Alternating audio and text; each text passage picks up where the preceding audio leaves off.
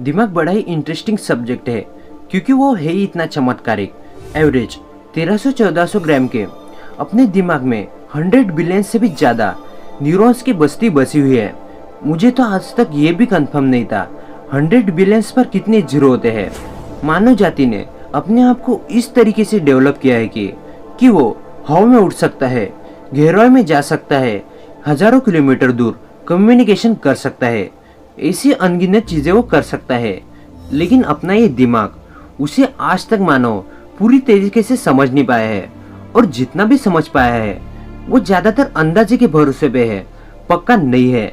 इस वर्तमान काल में माइंड को समझना लगभग नामुमकिन है, लेकिन हम कुछ रूल्स की मदद से या पॉइंट की मदद से उसकी लेवल जरूर ऊंची कर सकते हैं। तो वीडियो को लास्ट तक जरूर देखिए। पहला पॉइंट है, एक्सरसाइज अपने दिमाग को बूस्ट करती है। हम सबको एक्सरसाइज के ये 3 या 4 फायदे जरूर पता है, weight loss, fitness, heart disease और हेल्थ। लेकिन ये सेकेंडरी फायदे हैं। एक्सरसाइज से सबसे पहले असर पड़ता है अपने ब्रेन पर। अपने दिमाग का स्ट्रक्चर बदलता है, अपना BDNF बढ़ता है। समझो हम हफ्ते में 4 या 5 दिन 30 या 45 मिनट अपने हार्ट बीट बढ़ाने जैसे एक्सरसाइज करते हैं तो काफ़ी मात्रा में ऑक्सीजन अपने फेफड़ों में पहुंच जाता है। उसी वजह से वो अपने शरीर के खून में मिक्स हो जाता है और अपने ब्रेन तक पहुंचता है। अब तो जानते होंगे ऑक्सीजन अपने ब्रेन को कितना ज़रूरी होता है, क्योंकि वो अपने मस्तिष्क की कोशिकाओं को बढ़ाता है, जो डैमेज टिश्यू है उसे बदलता है, उसे चेंज करता है और नए ब्लड वेसल्स का निर्माण करता है। इन सभी कारणों से अपनी याद करने की क्षमता बढ़ती है, तनाव दूर होता है, हमको दिन भर अच्छा महसूस होने लगता है।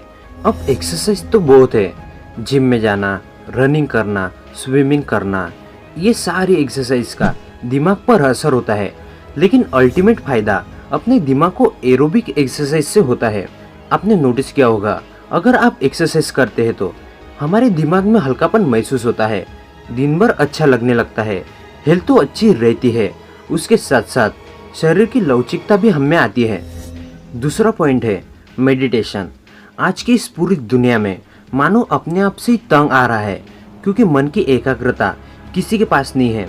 अपना मन इतना विचलित हुआ है कि हमारा ध्यान एक जगह लग ही नहीं पाता, एक जगह पर हम कंसंट्रेशन कर ही नहीं पाते।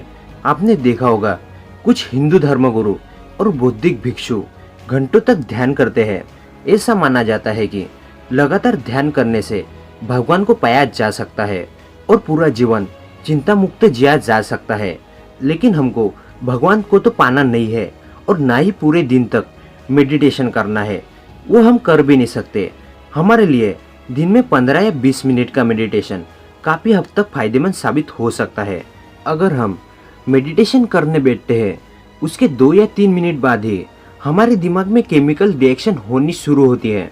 अगर हम रोज़ाना मेडिटेशन करते हैं तो सेरोटिन नाम का केमिकल हमारे दिमाग में इंक्रीज होने लगता है। सेरोटिन केमिकल के अनगिनत फायदे हैं। हम उससे हमेशा खुश रह सकते हैं, हमारा कॉन्फिडेंस लेवल बूस्ट होता है, उदासीनता हमारे चेहरे से गायब हो जाती है। इसी वजह से सेरोटिन को फील गुड केमिकल भी कहते हैं। आपको पता है, अगर हम रोजाना कई महीनों तक या सालों तक मेडिटेशन करते हैं तो हम जवान और सुंदर दिखने लगते हैं। आपने नोटिस किया होगा, साधु महाराज के चेहरे पर आकर्षित करने वाली चमक होती है, वो कुछ फेस पैक या फेस वॉश का कमाल नहीं होता, वो ध्यान का प्रभाव होता है। तो इसलिए हमको रोजाना 15 या 20 मिनट मेडिटेशन करना ही है। तीसरा पॉइंट है नींद। हर व्यक्ति का 24 घंटे में एक नेचुरल स्लीप साइकिल होता है, जिसे फॉलो कर हम बेहतर महसूस करते हैं, बेहतर सोचते हैं। भला नींद को इतना महत्व क्यों दिया है? सिंपल है, नींद अपने पूरे शरीर को रिलैक्स करने का काम करती है, बिल्कुल उसी तरह जैसे कि हमको गाड़ी की सर्विसिंग करनी पड़ती है। वो अलग बात है, गाड़ी की सर्विसिंग 1 या 1.5 महीने बाद करनी पड़ती है, हमको रोजाना करनी पड़ती है।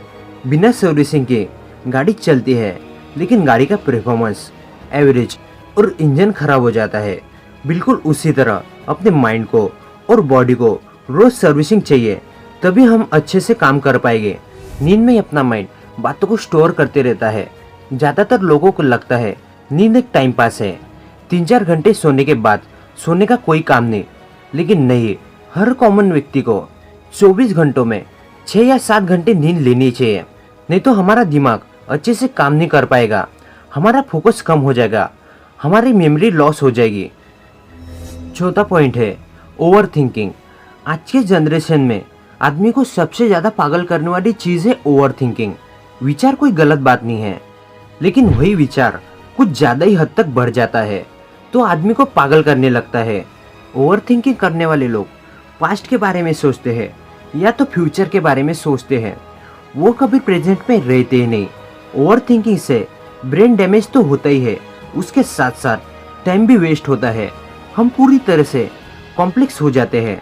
एक साइंटिफिक फैक्ट है, जो लोग नॉर्मल मात्रा में सोचते हैं उनका दिमाग ज़्यादा अच्छे से काम करता है, और जो लोग ज़्यादा सोचते हैं उनका दिमाग अच्छे से काम नहीं कर पाता। साइंटिफिक रिसर्च के अनुसार एक व्यक्ति में एक दिन में 70,000 विचार आते हैं, उसमें से 95% कोई काम के नहीं होते। हम भी अपने लाइफ में ऐसी चीज़ों के बारे में सोचते हैं जिसका हमको कुछ काम नहीं होता। तो आप ही सोचिए माइंड कितना पागल हो रहा है। ये 95% फालतू विचार करके सोचना अच्छी बात है, लेकिन अच्छा सोचना मुश्किल है। तो इसलिए अपने थिंकिंग को बैलेंस रखना बहुत ज़रूरी है। अगर आप ओवर थिंकिंग के शिकार हैं तो आप मेडिटेशन कर सकते हैं, बुक पढ़ सकते हैं। ओवर थिंकिंग से बचने के लिए मुझे लगता है इंडियन इंजीनियरिंग नाम की बुक बहुत फ़ायदेमंद साबित हो सकती है।